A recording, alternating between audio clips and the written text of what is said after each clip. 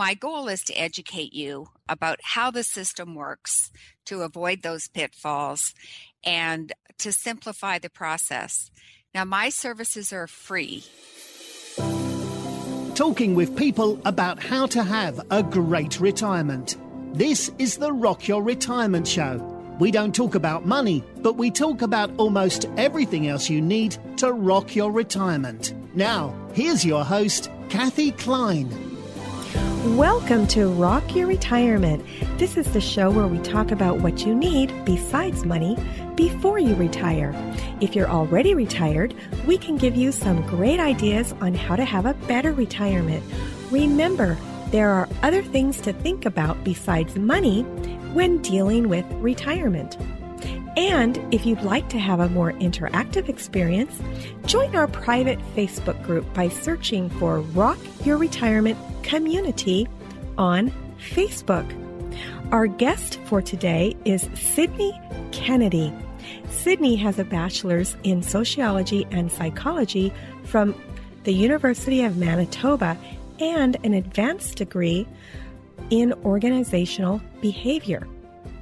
In 1987, she emigrated with her husband to the United States, where she devoted her time to volunteer fundraising and development for animal causes in Southern California. After a short career developing high-tech conferences and workshops for UCSD Connect, Sidney chose to devote her knowledge and experience to elder care, specifically senior housing, and that was in 2006. Sidney, welcome to the show. Thanks, Kathy. It's my pleasure to be with you. Well, I am so excited that you came on. And, you know, I didn't know this, but you and I have a connection through UCSD Connect. I was a Tech Coast Angel for a while. Do you know what that is? Absolutely. Yeah. How fun. I know. And so we definitely have a connection. There's not a lot of times when I talk to people who even know what UCSD Connect is. And so I'm very, very excited. So what exactly did you do for UCSD Connect? Well, I have a background in conference planning and production for business development purposes, entrepreneurial spirit that I have. And so I was manager of new programs planning and development. And my charter was to develop high-tech conferences and workshops for our membership and for new businesses in areas that might help our members expand their businesses and help new businesses emerge. So things like nanotechnology, national security. This was right after 9/11. It was a very, very enlightening period for me, really exciting, especially as I have no acumen in the scientific field at all. Well, you don't necessarily need to know about the scientific field to help businesses in that field expand, right? Right, exactly. Wow. I loved it. It was really, really a lot of fun. Wow. And it's so interesting that you went from doing that to doing this.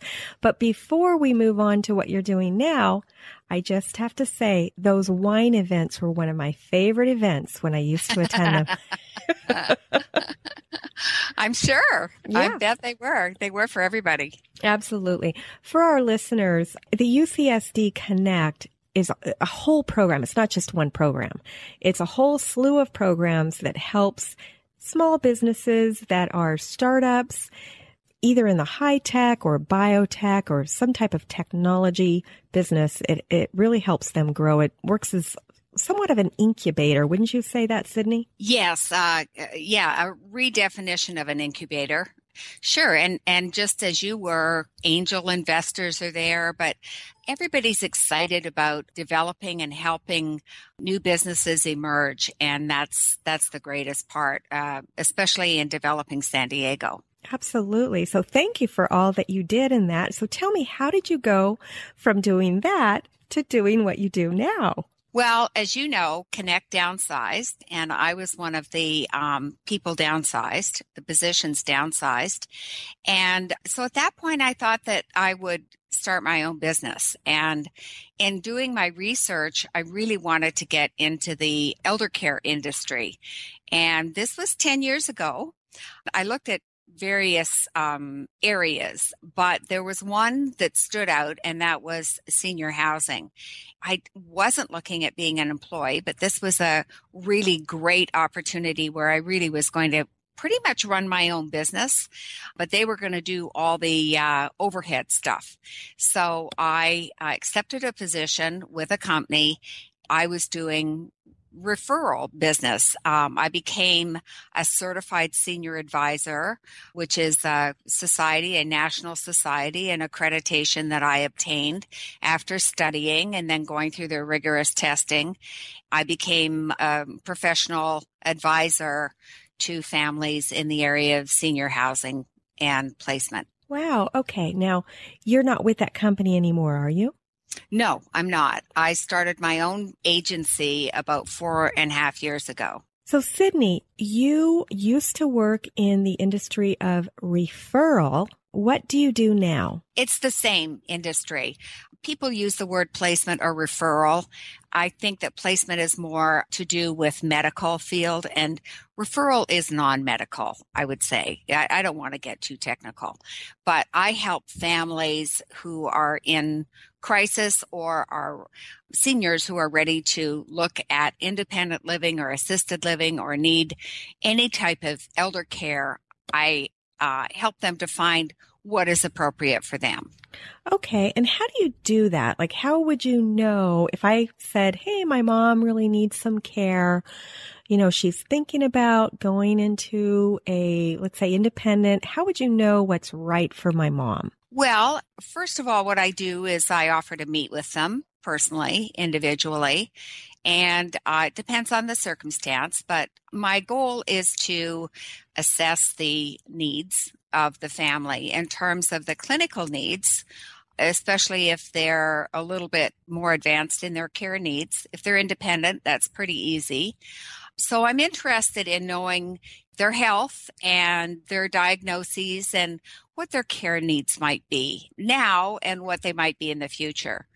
I'm also interested in knowing what their financial parameters are in terms of what their monthly income is and if they have any savings or long-term care insurance or any relationship with the Veterans Affairs Administration.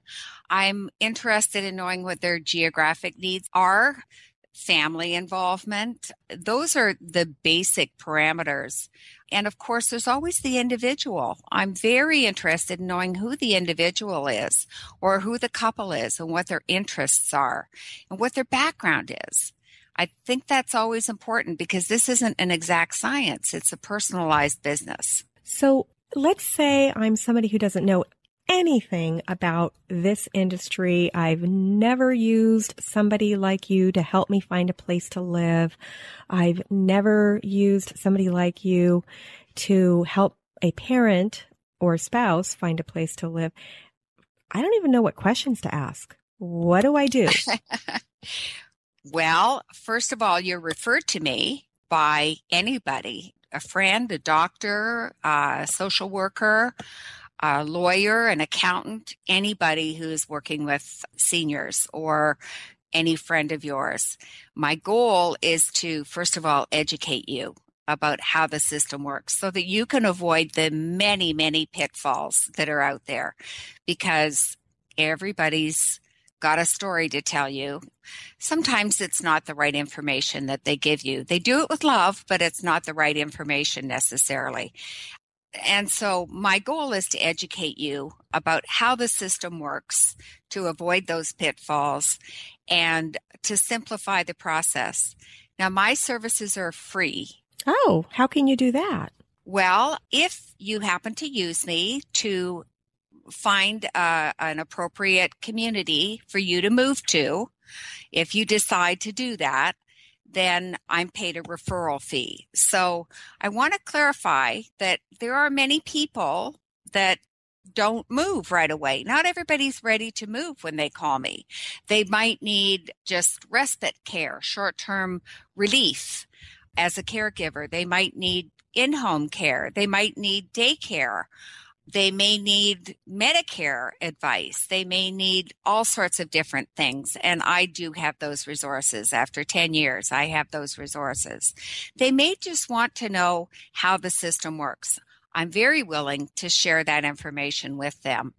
If at some point, whether now or later, they're ready to consider options for senior housing, that's where I'd like them to work with me, because that's how I'm able to provide free services to people who don't need that kind of referral. Okay. So you get paid kind of like a travel agent then, right? Or a realtor. Or a realtor. Okay. Because if I refer you and you end up moving to that community, then I am paid a referral fee. And I want to add too, Kathy, that the benefit of working with somebody like me who's experienced and seasoned and has worked with all of these places for as many years as I have, I'm not going to send you to one of the communities that is not appropriate. In other words, if you're in a wheelchair and you cannot transfer from your wheelchair to the toilet by yourself, I'm not going to send you to a community that will not give you the assistance that you need. I know which ones will. So little things like that, I'm not going to waste your time. Or if you have a fixed budget, I'm not going to send you to a place that you can't afford. That makes total sense. Absolutely. What about, do you ever get into knowing if the communities have broken any rules or things like that? Or is that not really something that is that not really something that you do? Yes. First of all, I want to make it clear that I don't make the decision for the families. I refer. So I never recommend. It really is up to the family to make the final decision on what is the appropriate option for their loved one, or the senior to make the appropriate decision. But having said that, I do screen the communities. I've worked with them for a long time. I kind of know the front door and the back door and the reputation. I have access to all of the government reports. I coach my families on how to assess the communities so that they can get that information too, because they have a right to that information. So I coach them on how, if they like the place, they can zero in on the information that they need to know. So that's how they protect themselves when they get to the point of making a final decision. But it is their decision. It's not mine. Well, I love that you do that. And I also like the fact that you are very involved in the senior community. It's not just, oh, I'm working, I'm making these referrals, and I'm not really involved. Tell me about your involvement in the senior world. Well, I happen to have a passion for dementia because, I think it's a family disease. And I don't mean by that everybody in the family is going to get dementia. I mean that when a loved one has dementia, it really affects the whole family. It's such a nasty disease. When you see your loved one's personality go away, yet they're there right in front of you, it's very hard. And, I have a little bit of experience with that myself, but it's a passion of mine. So I'm very involved with the San Diego Dementia Consortium. But even prior to that, I used to attend every workshop that I possibly could attend. So I understand what really good dementia care looks like. And I love sharing my information, my knowledge, my books, my resources with my families. And I think they appreciate that, because I think that the more information and support that they have, the better off they are for making those important decisions. So, that's one of the ways that I'm involved. And when I tour the board and cares and the memory care communities, I don't hesitate to talk to the caregivers and ask them about their training. Because there are lots of communities, I hate to say, that don't train their caregivers very often in memory care or dementia care. And it's really important not only that those caregivers working with dementia patients get breaks and relief, never get stressed, and be very patient and kind and loving, but that they have an education about how to approach all the situations that they run into. That is so important. I am so glad that that is part of, what you do and the services that you offer. Thank you so much for that, Sidney. Is there any kind of a personal reason why you're so involved in the dementia? Well, I always think there, but for the grace of God, go I. Me too. I never know. This is very personal, Kathy, but I remember one of the very first workshops that I attended many years ago at Silverado. Gilbert Ho, a leading researcher, was talking about brain injuries and concussions and kids playing soccer and football and all that. And of course, now we know that a lot of the professional football players and whatnot are suffering. And I sat there kind of humbled because I've had 5 concussions. Oh my gosh, 5. And so I'm always thinking, when I can't remember a word, I'm always very, very much thinking, oh no, I'm getting dementia. Yeah, I do think about it, but it's not just selfish reasons. I think that it's a nasty disease. I'm a big supporter of the George S. Glenner family daycare centers. I think they provide wonderful services, again, to the caregivers of memory care patients. And any research that's done to try and find a cure is extremely important. But my mom is 96 and she's now, got short-term memory loss. She's still smarter than the average bear, but I can see that. And we've had conversations, personal conversations, and she says, don't tell anybody. Well, of course, everybody knows, but, it's a matter of personal pride. And it's very, very hard for somebody because a person who has dementia is not stupid. They know they have dementia. So it's very interesting, sad disease. Absolutely. My dad has been... he has Parkinson's disease and he was diagnosed with Alzheimer's disease as well, which is probably part of the Parkinson's. But talking about concussions, I had a concussion when I was in high school and, I haven't had as many as you have, but I don't know if you played football or what your deal was, Sidney. We'll have to talk about that later. But mine was actually playing powder puff football. I went down and I only could see half of, there was like one of my eyes wasn't seeing. I could only see half. And then I started really getting nauseous. At the time, I wasn't living with my parents. I was living in a foster home and they didn't have medical insurance on me. So they didn't want to take me to the doctor.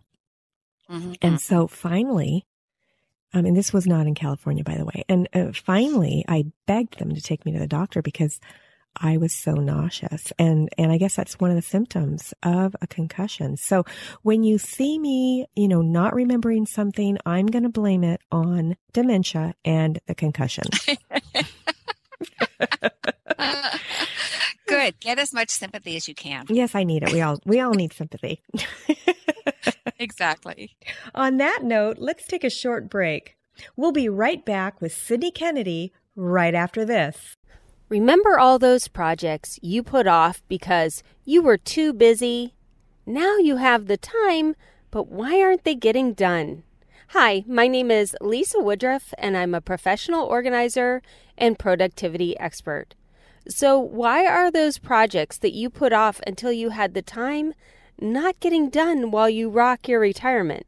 Well, just because you have the time doesn't mean you'll actually do the projects. So here are 3 tips. Number 1, give yourself permission to let the project go. Maybe you don't really want it done anyway. Or number 2, can you do it with a friend? Is there someone else that also wants to get a similar project done in their life or in their home, and you could both be accountability partners to each other? Or finally, number 3, Give yourself a schedule and a deadline. Let's just get it done. Each year, pick one project that you are putting off until retirement and get it done. Give yourself an hour a day on your calendar and set the goal to be done by December 1st. You can do this. Check out the Organize 365 podcast for more on how to get organized as you rock your retirement. And now I'm back with Sidney Kennedy talking about dementia. So tell me, you were talking about your mom and how she checked herself out of assisted living. Tell me that story. Well, ferociously independent, that whole generation is, and she wouldn't wear her medical alert button, lived alone. She had a caregiver because she'd lost her driver's license. She had a caregiver that would pop in and take her to the store on a regular basis and lived outside of town. My mother lives in Victoria, Canada. Okay. She just happened to be in Victoria that day and popped in to see Mother at 11:30 this morning. And as near as we can figure out, Mother had been on the floor from 7:30 the night before. Oh my gosh. And she fractured her back and she had a very bad UTI and she ended up in the hospital. They did a procedure on her spine, the plastic or whatever. And 6 weeks later, they discharged her and said she had to have 24-hour care. So the only place that we could place her was in a very beautiful mansion overlooking the ocean. And she went in and called everybody inmates. And oh no! After 30 days, she had a friend of hers come over from Vancouver and write a termination notice. And so she went home against everybody's wishes and continued to fall, I might add. Oh no! She just wanted to be at home. This was not her choice, and she was stubborn. And she fell a couple of times and hit her head. And it was after 90 days or 9 months, I should say, that she called me and said, I'm lonely. I'm ready to move. And I said, well, sell your house and then call me. Because I wasn't going to go through that again with her, me being in California and her being in BC. I wasn't going to go through that again. So she sold her house very quickly and then we could move her. Okay. And she's loving it. I mean, she has a great time. She plays bridge all the time. She's one of the most popular people in the place. And she, it's the classic, what took me so long. She's very popular. She's had boyfriends and, she's living La Vida Loca. Okay. But she didn't go back to the mansion. No, she went to a bigger place. We just had to do our homework and find a place that was appropriate. And I mean, this place is gorgeous. It has a pub. Most of the people are independent. She's now in assisted living, but she dines with the people in independent and she plays bridge at least 4 times a week. And she's having a great time. I love it. So are there different rules in Canada about these types of homes than there are in the U.S.? They are very different, but I think that they're also very kind and feel very comfortable.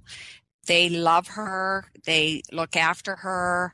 I asked them at what point they would kick her out, and they just said that, if she couldn't walk, then she would have to leave. They will not look after her if she can't walk. And then will she move to the U.S. or would you help? Do they have places in Canada that help people who don't walk? Oh, sure. Oh, sure, okay. sure. But probably it would be a nursing home. I have to look into it.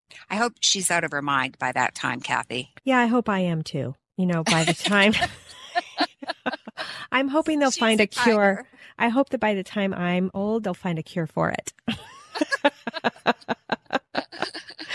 Yeah. Oh, so I wanted to ask you a couple, you had a couple of stories that we were talking about before we started recording. And one of them was about the low income gentleman who inherited this big house. Let us know a little bit about him. Well, that's a really interesting story. I'm going to try and keep it short. I'm guessing he was picked off the street by this kind man who took him into his house, and he lived there on the sofa. And when the gentleman died, he willed him the house to live in as long as he could. And he left enough money for him to pay for the water bill and the taxes. But ultimately, the garage door broke and his car broke down and he couldn't get the door open to take the garbage container out to the street. So for about a year and a half, he was double bagging his garbage and stockpiling it Oh, in no. the house. And so ultimately his neighbors squealed on him, snitched on him. Police finally came and 5150'd him. I got a call from a behavioral health unit to see if I could help him. He had about $2,000 income and he owned this house, which was in Point Loma, 180-degree view of the ocean, but it was a one-bedroom house. And you can imagine how full of mold and everything it was. So I called in a fiduciary, a realtor, and I met with him myself first. He was delightful. Really, he was not on any medications, but he had no idea of personal belongings. He had no idea. He offered me the house. He offered the realtor the house. He offered to give the social worker the house. So he had no idea of material goods at all, owning anything. The realtor wanted to fix the house up and have a construction company kind of net value and everything. I didn't like the sounds of that. So the fiduciary said, no, we're just going to put it on the market, see what the house brings. First day, we had 30 offers. Oh my gosh. So the fiduciary said, let's see what we can do. The realtor said, all right, we're going to put it on the market, $350. The first person who comes with a 3-day close, all cash, gets the house. That's what we got.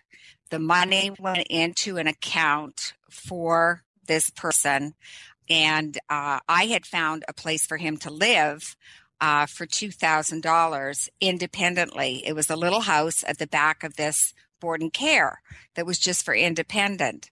Well, we moved him there, and the odd thing was that the owner of the board and care said to me, he's giving me the house. And I said, no, he's not. She said, oh yeah, I've already had him to the doctor. He doesn't have dementia. He can give me the house. Oh my gosh. And I said, no, he's not. And don't even go there or you're going to be in big trouble. And she said, oh no, we have an appointment with the attorney next week. So I called my fiduciary and I said, you better get out there and stop this right now. So he went out and met with her personally, and we have repaired the relationship, this board and care and I. She's a good person. She's got a big heart. She's just having a lot of financial problems. And I would never put her in a position where she would have any access to any money ever again. But she's a wonderful caregiver. His money is safe and he is happy as a clam there, and the fiduciary is looking after him. And I won't ever work with that realtor again. But it was a really good story. Absolutely. And I am glad that you were looking out for them and that this gentleman has a fiduciary. Thank you for that. Yeah. Yeah, absolutely. And that's one of the reasons why fiduciaries are needed because, you know, if we have some problems with cognition, they can help prevent you losing your home or giving everything away or getting scammed, actually. So I love the fact that you work with fiduciaries. Thank you. So Sidney, you helped put together a freebie for my listeners called Dispelling the Nursing Home Myth for Long-Term Care. Tell us a little bit about this freebie and what it talks about. Well, it's a very informative article because we don't see this as much anymore, but really there are very, very few people who need nursing homes anymore. And that's the myth. People who are not plugged in to senior housing will think that, oh gosh, mom and dad are going to have to go to a nursing home. Or seniors nowadays will think, well, you know, when I'm old and frail, I have to go to a nursing home. Actually, nursing homes are only for people who have a medical need, which would be people who have a feeding tube, a trachea, open wounds beyond stage 2, a drip, or injections, need injections when they can't self-inject, like maybe brittle diabetics. The other people that need nursing home care are people who are on Medi-Cal. And those are the people that have low income, no savings, no insurance, and they can't afford private pay. So I often hear people say, well, mom's going to be bedbound, or she is bedbound, therefore she will need to go to a nursing home. Or mom has dementia, so ultimately she'll have to go to a nursing home. Man, I would go out of my way to avoid a nursing home. So what we have nowadays, we have assisted living, the big assisted living communities, and they're wonderful, but they're really for social needs. They don't provide a really high level of care. If you pretty much can't stand to transfer from bed to wheelchair or bed to wheelchair to commode, then you pretty much have to leave large assisted living in most cases. So we have these wonderful residential care homes. They're also called group homes, board and cares. Some of them are awful, but many of them are wonderful, and I know the good ones. And they keep seniors who are frail right until the end of life. They have hospice waivers, they look after dementia care, and they are wonderful TLC. 6 residents generally, 2 caregivers for 6 people. That's where I want to go when I'm old and frail. The other great thing about them is that their pricing is all inclusive. So what you pay when you go in is likely what you're going to be paying when you pass. That is awesome. Thank you so much for putting together this freebie. And for my listeners, once again, that can be reached at rockyourretirement.com/senior living. Another handout that I have, who pays for senior care. It's a wonderful handout that I give to families who call me and say they're going to discharge my mom and her income is $1,000. Can you help me find a place for her? Mm-hmm. And I can't. Any place that would take $1,000, I wouldn't want my dog to live in. And when we say 1,000, we're talking about in San Diego. So if you're listening to this in Ohio, that might be different. But here in San Diego, it's much, much, much more money than $1,000 a month. Right. And so then I can coach them on how to get on Medi-Cal or Medicaid in another state, look after their mom. And then they tell me, well, they're pushing her out. They're pushing her out. And that handout, there's a code that they can use to stand up to the social workers, unfortunately, to say, no, my mother is not leaving. If they're in a rehabilitation community that is Medi-Cal or Medicaid certified, by law, they can't kick them out. And that's where our low-income seniors who need care and can't afford private pay or can't live with their family and really shouldn't because of their level of care, that's where they live the rest of their lives. Okay. Well, I am so glad that the states do help people who don't have the funds because, what are they going to do if they need care?